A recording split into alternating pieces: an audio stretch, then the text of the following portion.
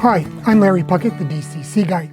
Today I'm back here at the module and I want to go over some things about KD couplers that I didn't mention in previous videos. Because you know I did videos on installing KD couplers, fine-tuning KD couplers for operations, how to use them for delayed uncoupling and spotting cars here on your layout.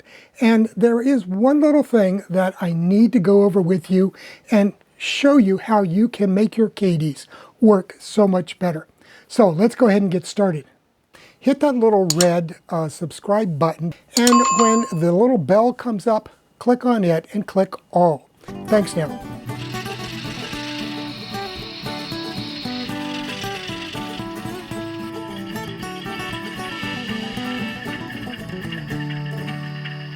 In a previous video, I showed you how to use these large rectangular under-the-track magnets for delayed uncoupling of KD couplers, and it's the same with other magnetically operated couplers as well, because there are some little things that can get in the way of the best operations with the KD couplers. So for that, I want to take you down here on the module and give you a demonstration of just how KD couplers work and don't work in some cases. And then we'll go over ways that you can fix that on your model railroad. So let's take a look in close here. Okay, here we are on the module, and here I have a Southern Railway NW2 switcher ready to pull a cut of cars off of this siding. So let's watch what happens. I'm going to start backing out very slowly, just like you would prototypically. And as you can see, that car has suddenly uncoupled. I didn't want it to, it just did it by itself.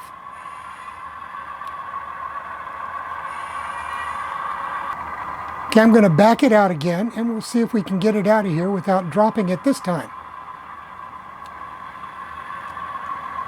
Nope, it's fairly consistent about doing this. This can be a very common problem with a lot of cars because of a couple of issues. And let me just show you those. Now, these in particular are Athearn cars. This is a very old one. And what you can see here is we've got this steel plate here in the bottom. Now, that steel plate is magnetic, as you can see. Got a little magnet here, so it's sticking right to it. Also, the coupler itself is magnetic, obviously. That's how it works. And then right here we have a little steel cover plate that holds that coupler in place. And this is an Athearn type design. It was common and is still used, as far as I know, on Athearn cars. Now, the one thing about this, it does have brass axles on the wheels. Let me show you this other one, though. This other one is also an Athearn. It's got the same steel plate in here for a weight and the metal bar there, the metal cover plate. In this case, I've replaced these wheels with Intermountain wheel sets, and these are brass and then they're coated with nickel. So they are very free rolling. They're non-magnetic. I'll show you. You can see that nothing sticks to these guys here at all. Neither the wheels nor the axles are magnetic. And that's the problem. And let me show you why that's a problem. And I'll show you what's happening here.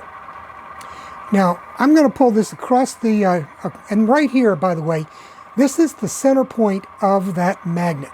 So that magnet extends on an inch or so on each side of that white marker. So I'm going to pull it across here, and you can see what happens.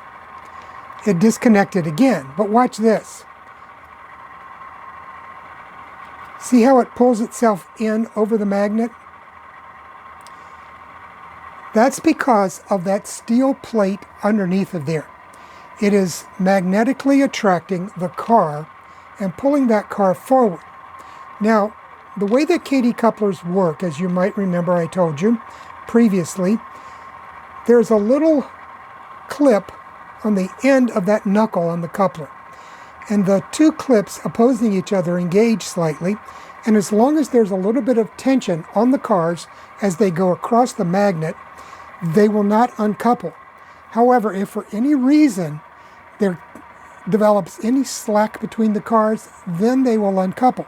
And that's what's happening, because as I go in, they will uncouple because I'm pushing. So you can see that. But when I'm coming out, I'm pulling it. So that should normally keep it under enough tension. But because of the magnetic attraction, as it comes forward, the car slightly pulls forward due to the magnetic attraction, and there is a loss of tension between the coupler heads. And as a result, they will uncouple. And they will do that repeatedly. Okay, now for my viewers in the UK or anybody else who models the UK, let me show you how that works with theirs as well. Because if I go in, couple up to a string of wagons, and start pulling them out, the same thing will happen. And in this case, the reason is these have metal wheels that are non-magnetic, but they have magnetic or ferrous axles on them, as you can see here. Okay, so that magnet is sticking to the axle. And so the same thing will happen as the car starts to come across the magnet. It's going to get pulled in towards the other coupler, and it's going to release tension, and that car is going to uncouple. And this will do this repeatedly. And I've looked around at various dealers or makers of cars in the UK, and the only ones that I can find that are regularly using non-ferrous axles and wheels on their cars are Oxford Rail. And your guess is as good as mine. Now that Hornby has purchased Oxford Rail, we don't know if they're going to, follow their own practices or go back to Hornby and use the ferrous axles like Hornby uses on all theirs. But Hornby, Bachmann, all of those are ferrous or iron-based steel axles, and they will have this problem. Now let me show you a couple of other cars that don't display this problem. Okay, the cars that I'm going to bring in now are a couple of tank cars. I think they're old Athearn cars, and they will not have this problem because they do not have that big steel weight on the bottom. The weight they have is inside of the tank itself. So you can see there, we uncoupled as we came across the magnet, which is great. That allows us to do our delayed uncoupling. But when I come back out, watch what happens. It comes out without any problem at all. And again, that's because the weight that is in the car itself is inside of the tank. Also, on this particular car, the coupler is held in place by this plastic retainer that goes the length of the car here. And I've replaced the wheel sets, which were plastic wheels with steel axles, with these inner mountain ones, which do not have that problem. So I can bring those on in here and do my work without any problem. But now let me take you down to another location and show you how I have fixed this problem. Okay, I've moved to a different location here on the module, and you can see this is a location where there used to be this large magnet. But I cut that out, pulled it out, and replaced the cutout foam in here, and I made a slight modification. So watch this. Now if you remember, this is the same two cars that would repeatedly uncouple when I was pulling them out up at the other siding.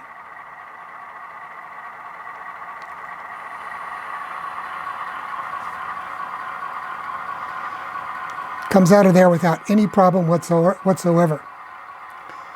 And we'll bring out a couple of UK cars as well. And I'll show you that these do uncouple as they're coming across. No problem. So we've got a magnet in there doing a job.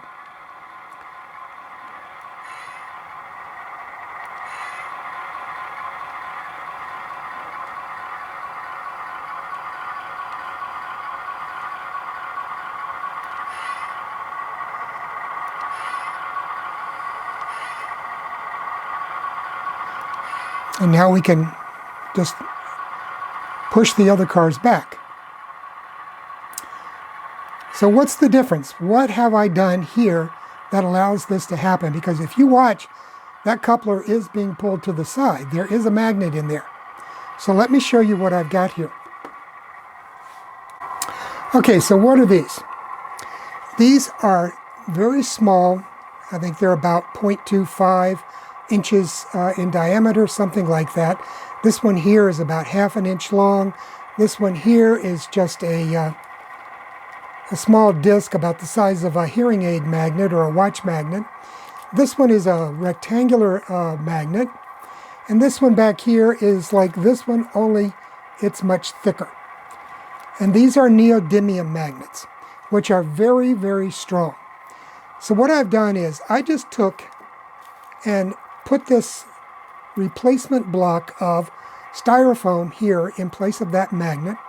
And then I installed, in this location, I installed 2 of these.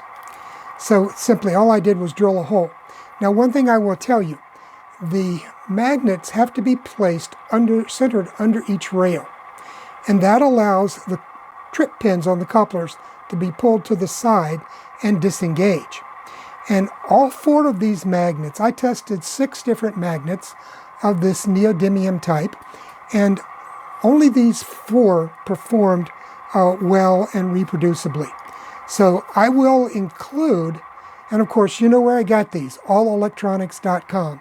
I'm sure you can probably find similar ones on eBay and Amazon and other places around the world, but All Electronics happened to have a good selection of about a half dozen of these, so I ordered some and gave them a test to find out which ones would work. And in all these cases where I've used them, all I did literally was just cut a slot or a depression under the rails here and slid the little magnets in place. These, because they are ½ an inch long, were a little bit more of a problem. I had to cut a slot, slide them in, and then put in a replacement block of foam to hold them there. But other than that, with the small round ones and the rectangular ones, all you have to do is cut a little notch underneath the rail and slide it under, and you're done. And these work great. So let's take a close-up look at how these work. By the way, these things are so strong that once you get them together, they'll rip the bag before they almost come apart. They are super strong magnets if you've never dealt with them. So I'm going to zoom in here so we can see what happens with this. Okay.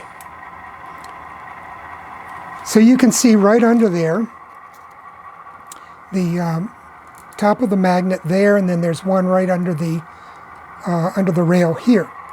So as I pull this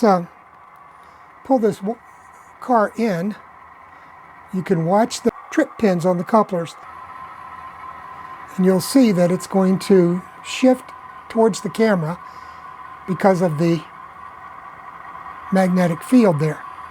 So you can see, and that's enough to uncouple. Matter of fact, let me go ahead and pull up the other car, and we'll give that another test. Okay, let me bring it forward. Let me raise up just a touch.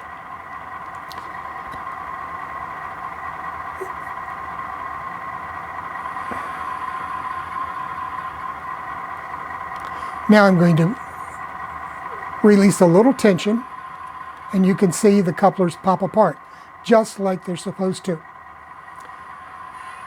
And I can then pull it back. Now, one thing about this, it does mean that instead of having this very long area here, which is it's about 2 inches long. So instead of having about 2 inches over which you can spot the car for coupling and for uncoupling, you've only got this area that's maybe a ½ inch at most, ¼ inch. So that means you've got to be a lot more precise when you do your switching. But, you know, that's something that your operators can get used to very quickly. And as I showed you earlier, it's very easy to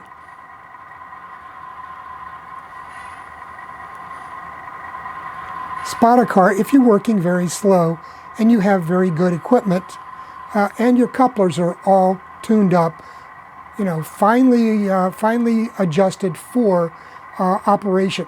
And I showed in that previous video, and I'll put a link to those videos at the end and also above me here, so that you can take a look at those and get an idea of what it takes to get these to work reproducibly. You can see it's engaging the heads and pushing back now, and that's all there is to it. Okay, now, so as I mentioned earlier, I had a little marker post that I showed you that I used for marking the locations of my magnets. And here they are. These are what I use. I've made up a number of these and used a few around the layout. So all these is a piece of railroad tie. You could go to the hobby shop and pick up basswood or whatever, strip wood like this, or you could use matchsticks, could be used. So all I did was cut a number of these sticks to make these markers, about 1 inch long, and then I carved the tops of the heads to a little pyramid shape here to give them a nice look, like they're maybe cast concrete or something of that nature, and painted them white, and then they're ready to go in place. All you have to do is poke a hole here next to the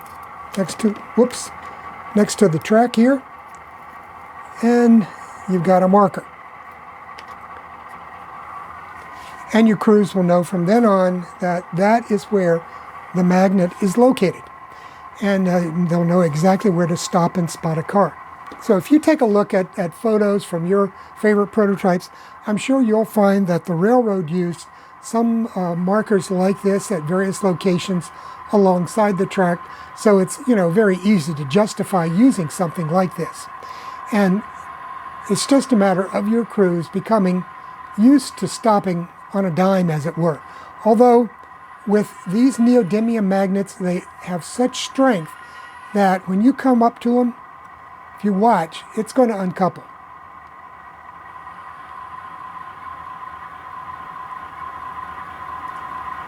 You can see it uncouple by itself there, just by taking a little slack. So it's not a real big issue as far as that goes. Well, that's it for today's video. This wasn't a very long one, but I did want to share this with you because I suspect some of you might have installed these under-the-track magnets and were having problems with cars coming apart when you were doing slow-speed movements across them.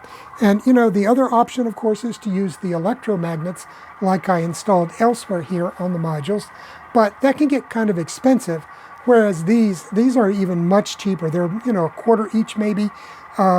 Even less, and I don't remember exactly what they were, but they were not all that expensive. They were much, much less than these under-the-track magnets. And I know that everywhere on this module, I'm going to be replacing these larger magnets with these smaller neodymiums. And on the Piedmont Southern, since I've already converted most of my cars to Intermountain wheel sets, and I've swapped out the steel weights because it's very easy to pull those steel weights out from the bottom of these Athearn cars, and then put some other weights in the car. It's inside the car itself or in the body of a gondola. About the only thing that give you fits is if you're running flat cars and gondolas empty, because then it becomes difficult. You used to be able to buy lead sheet that was sized the correct dimensions to go in these cars. I haven't seen those in a number of years since the U.S. government started cracking down on the use of lead for environmental and health reasons.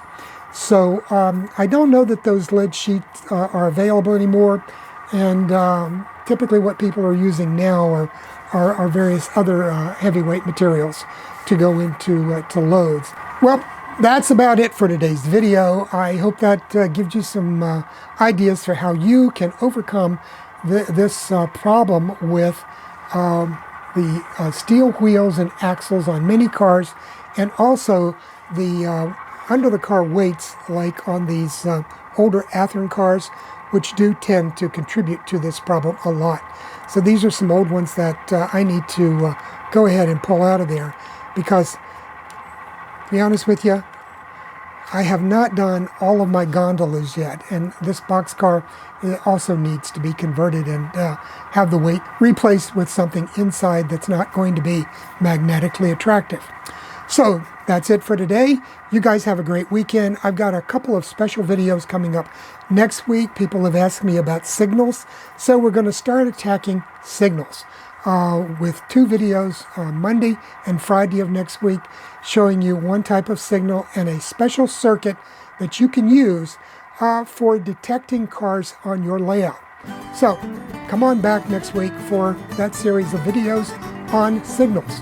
In the meantime, have a great weekend, and we'll see you here next week on the DCC Guide. Bye now.